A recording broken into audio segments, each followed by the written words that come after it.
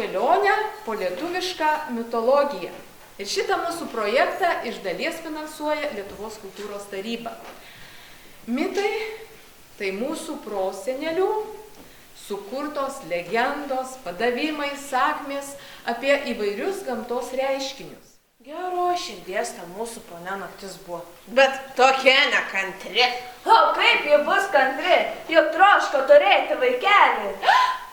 Imkime Ir parūpinkime nakčiai vaikelį. Lietuviškos mitologinės būtybės – velniai, raganos, kaukai, aitvarai, laumės – visos jos gyvena šalia žmogaus ir kartas nuo karto apsireiškia jų gyvenime, norėdami jiem padėti arba pakenkti. Na taip nebūna, kad rašytojas rašytų, grįžta namo, nusiplauna rankutes, pasideda popieriaus ir tada sėdi pieštuką graužia, ką čia dabar parašys. Na tikrai to nėra. Visą tai galvoja ir ne vienas, daugybė siužetų būna ten, pusė galvos yra apgyvendinta kas nors joje, kažkokios mintys ir ten visą laiką kažkas tai dirba. Prieš labai daug metų,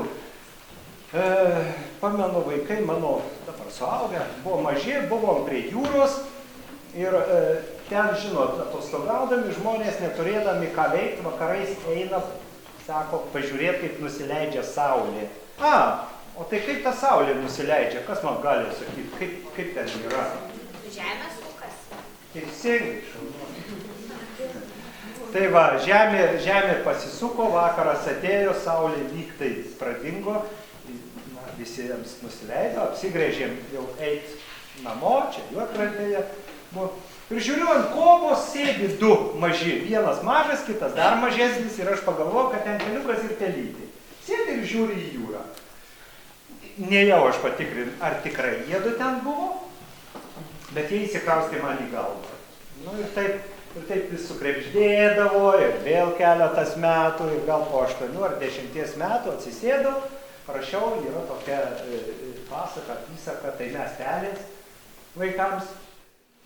Buvo rugsėjo turbūt galas ir jau pradėję medžių, jau po pirmų šalnų buvo, medžių lapai pradėjo geltonuoti ir ten miškelis, miesto miškelis, prie takelio auga ožekšniai, yra toksai, žinot, tokios dėžutės rudenį atsidaro, tokios gražios oranžinės, rausvos, gal daugiau, gal ne oranžinės, bet tai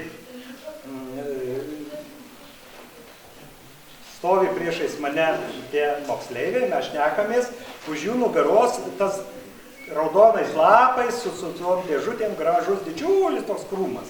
Ir aš žiūriu pro juos, ant krūmo va tokio ilgio žalesis laumžirgis. Sakau, ką mato? Kažkoks krūmas, kas čia koks raudonas. O dar ką mato? Nieko.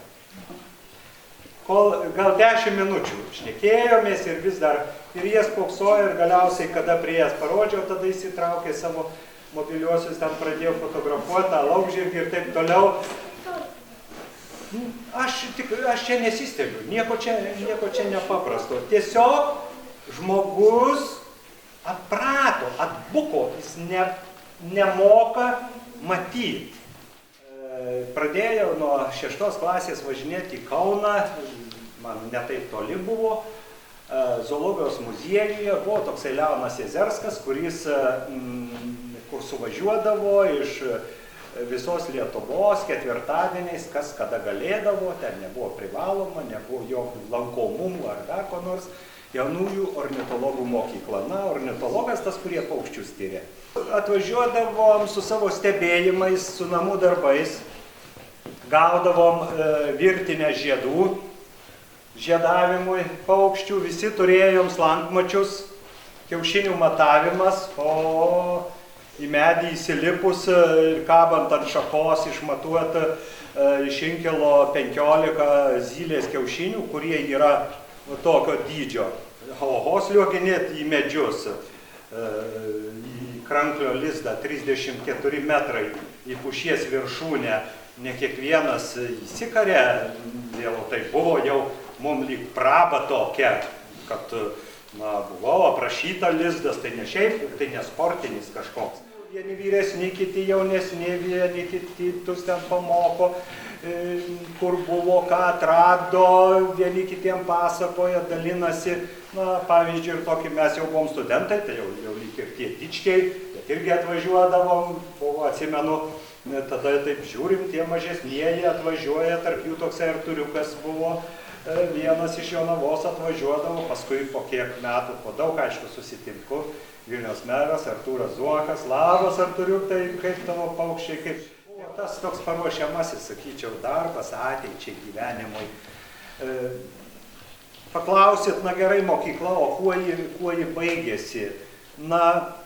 Ji lyg ir niekuo nesibaigė. Ta prasme, niekas jos nelankė dėl kažkokio pažymėjimo, atestato, tokių ten nebuvo.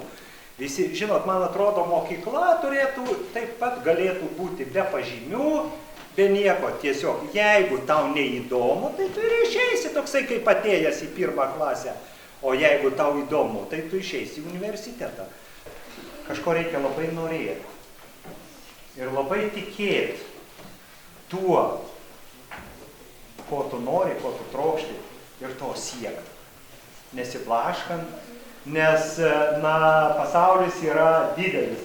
Ir šiandien jame tų pagundų, tų pasiūlymų yra daugybė. Mes tikrai nespėsim iš paskos.